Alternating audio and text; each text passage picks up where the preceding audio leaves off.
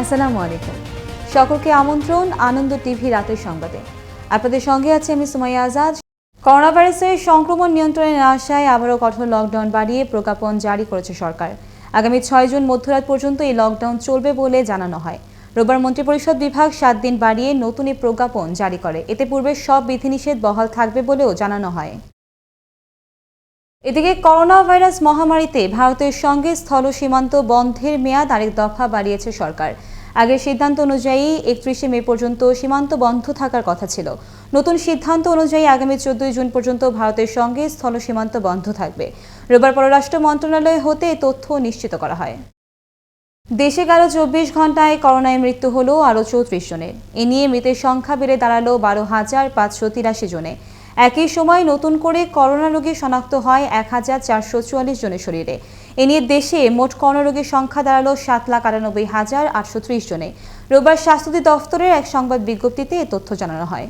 ছাত্রছাত্রীদের জন্য কোটি টাকার শিক্ষাবৃত্তির ঘোষণা দিল Bangladeshi super brand Walton. 1 June থেকে ওয়ালটন ল্যাপটপ, কম্পিউটার, ট্যাবলেট পিসি, ডেস্কটপ কিংবা অল ইন ওয়ান কম্পিউটার কিনলে ছাত্রছাত্রীদের জন্য থাকছে নিশ্চিত শিক্ষাবৃত্তি।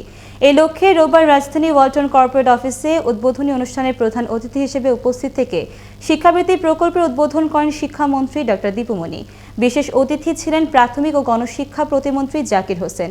অনুষ্ঠানে সভাপতিত্ব করেন ওয়ালটন ডিজিটেক ইন্ডাস্ট্রি লিমিটেডের চেয়ারম্যান এস.এম. রেজাউল আলম। ধামাকাশপিং.কমের সহায়তায় করোনা মহামারীর মধ্যে প্রতিবন্ধীদের পাশে দাঁড়িয়েছে রিজেবল রিহ্যাবিলিটেশন অ্যান্ড রিসার্চ অ্যাসোসিয়েশন। রোববার সকালে টঙ্গীর এরশাদ নগরে 260 জন প্রতিবন্ধীর মাঝে খাদ্য সামগ্রী বিতরণ করে প্রতিষ্ঠান দুটি। খাদ্য সামগ্রী বিতরণ অনুষ্ঠানে উপস্থিত ছিলেন গাজীপুর জেলার জেলা প্রশাসক এস.এম. তারিকুল ইসলাম। এ সময় অন্যান্যদের মধ্যে ডিআরআর এর অ্যাডভোকেসি কমিউনিকেশন উপদেষ্টা স্বপ্না রেজা, প্রকল্প পরিচালক মুখলিসুর রহমান ভূঁইয়া এবং ধামাকাশপিং.কমের সিওও সিরাজুল ইসলাম সহ স্থানীয় গণ্যমান্য ব্যক্তিবর্গ উপস্থিত ছিলেন।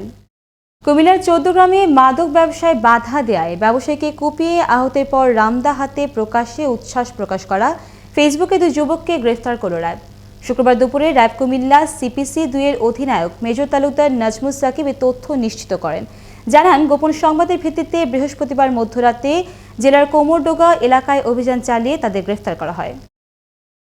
সিরাজগঞ্জে তারাশি অতিরিক্ত মদ পানিয়ে মৃত্যু হল শরীফুল ইসলাম নামের এক যুবকের।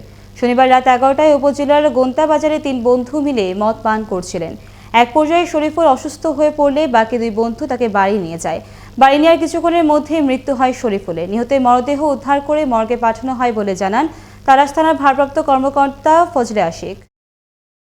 রোববার দুপুরে গাজীপুরের বাঘের বাজার এলাকায় জেলা প্রশাসন ও পরিবেশ অধিদপ্তরের যৌথ উদ্যোগে ভ্রাম্যমাণ আদালত পরিচালিত হয়।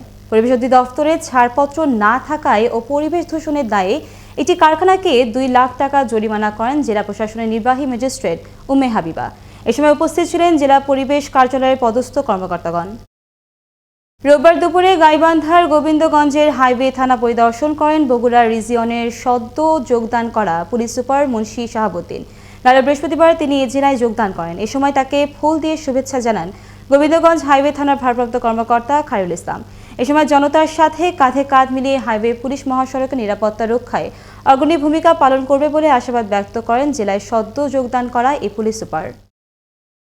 জনবল সংকটের কারণে 1 বছরেও চালু হয়নি ফেনী কোভিড-19 ডেডিকেটেড হাসপাতাল নামে পরিচিত ফেনী ট্রমা সেন্টার ও সোনাগাজী মোগলকান্দি 20 শয্যা বিশিষ্ট হাসপাতাল। অপরদিকে ফেনী 250 শয্যা বিশিষ্ট জেনারেল হাসপাতালে থাকা আইসিইউ বিভাগও চালু হয়নি গেল 1 বছরেও। এতে সুচিকিৎসা থেকে বঞ্চিত অনেকেই। ফেনী থেকে জাফরুল্লাহ তথ্য ভিডিও চিত্রে আরও জানাচ্ছেন মোস্তফা কামাল তোহা। করোনা ভাইরাস নিয়ে ফেনীর ফুলগাজী উপজেলার মুন্সিরহাট ইউনিয়নের বেসরকারি চাকরিজীবী মিজানুর রহমান মজুমদার তার স্ত্রী শাহানা আক্তারকে ফেনী 250 শয্যা বিশিষ্ট জেনারেল হাসপাতালে ভর্তি করেন। 4 দিন হাসপাতালে থাকার পর অক্সিজেনের প্রয়োজন হলে চিকিৎসক উন্নত চিকিৎসার কথা বলে ঢাকায় রেফার করে দেন। ঢাকার পিজি হাসপাতালে ভর্তি করালে 4 দিন পর তিনি সেখানেই মারা যান। কোভিড-19 রোগ নিয়ে গেল বছর Feni civil surgeon doctor Sajjad Hossain Feni 250 শয্যা বিশিষ্ট জেনারেল হাসপাতালে ভর্তি হলে বোতলের অক্সিজেন দেয়া হয়। অতিরিক্ত অক্সিজেনের প্রয়োজন হলে উন্নত চিকিৎসার কথা বলে হাসপাতাল থেকে তাকেও ঢাকায় রেফার করে দিলে সপ্তাহখানেক পর তিনি ঢাকার একটি এদিকে জনবল সংকটের কারণে কোভিড-19 ডেডিকেটেড হাসপাতাল নামে পরিচিত ফেনী ট্রমা সেন্টার ও সোনাগাজী 20 শয্যা বিশিষ্ট হাসপাতাল চালু হয়নি 1 বছরেও। ফেনীতে 2টা হাসপাতাল আছে, এটা করোনা হাসপাতাল, নিয়োগ হয়েছে, সব কিছু রেডি হয়েছে, বেড আছে, অক্সিজেন সব আছে, কিন্তু সরকারের ডাক্তারের কারণে এটা চালু দিচ্ছে না। হাসপাতালটা আজকে 1-1.5 বছর কোভিড হাসপাতাল হিসেবে ঘোষণা করা হয়েছে, তার মধ্যে ফেনী কমার সেন্টার আর এটা এখনো চালু করে নাই। এখানে যে চালু থাকতো এখানে ভর্তির জন্য আসতো, আর এখানে চালু হয় না, ডাক্তারও নেই, মানুষ কি করবে? এদিকে ফেনীর সিভিল সার্জন ডাক্তার রফিকুস সালেহিন জানান, বিষয়টি নজরে রয়েছে তার। আমাদের এই যে জনবলের শূন্যতাগুলো রয়েছে, এই জনবলের শূন্যতা যদি পূরণ করা যায় তাহলে আমরা আশা করি আমাদের এই উপজেলা লেভেলেও আমাদের এই রোগীদের চিকিৎসা সেবার মানটা আমরা আরো উন্নতি করতে পারবো ইনশাআল্লাহ। জনবল সংকট সহ সকল সমস্যা দূর করে জনগণ পাবে উন্নত চিকিৎসা সেবা, এমনটাই প্রত্যাশা সকলের। মুস্তফা কামাল তোহা, আনন্দ টিভি, ন্যাশনাল ডেস্ক। রংপুরে চাকরি দেওয়ার নাম করে বিভিন্ন ব্যক্তির কাছ থেকে কৌশলে লাখ লাখ টাকা হাতিয়ে নেওয়ার অভিযোগে আন্তজেলার প্রতারক চক্রে মূল হোতা নূরে আলমকে গ্রেফতার করল জেলা মহানগর গোয়েন্দা পুলিশ। শনিবার রাতে নীলফামারী কিশোরগঞ্জ থেকে তাকে গ্রেফতার করা হয়। আসামির বিরুদ্ধে রংপুর বিভাগের 7টি জেলায় একাধিক প্রতারণার মামলা রয়েছে বলে জানান জেলা গোয়েন্দা পুলিশের উপকমিশনার কাজী মুত্তাকি ইবনে মিনান। পুলিশের কর্মকর্তা বিভিন্ন সময় বিভিন্ন পরিচয় দিয়ে মানুষকে প্রতারণা করে আসতেছে এবং এরা ভুয়া নিয়োগ বাণিজ্য, বিভিন্ন প্রকার লোন বাণিজ্য, এগুলোর কথা বলে বিভিন্ন লোকের কাছে লাখ লাখ টাকা হাতিয়ে নিয়েছে। সাতক্ষীরা শ্যামনগরে উপকূলের বন্ধু হিসেবে প্রশংসায় ভাসছে সরকার নিবন্ধিত স্বেচ্ছাসেবী সংগঠন সিডিও ইয়ুথ টিমের সদস্যরা। জেলায় বছর জুড়ে হতদরিদ্রদের সহযোগিতার পাশাপাশি দুর্যোগ মোকাবেলায় কাজ করছেন সংগঠনটির 6 শতাধিক সদস্যগণ। জেলার 12টি ইউনিয়নে ঘূর্ণিঝড় ইয়াসের রেখে যাওয়া ধ্বংসজঙ্গ পুনর্গঠিত করছেন এই স্বেচ্ছাসেবী সংগঠনের সদস্যরা।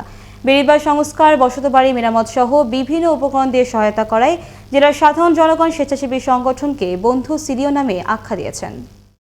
বরিশালের বাকেরগঞ্জ উপজেলার গারুরিয়া ইউনিয়নের বালি গ্রামে রাতাহার মৃধার নামে ধর্ষণের অভিযোগে আদালতে মামলা করায় হুমকির মুখে পড়েছে বাদীপক্ষ।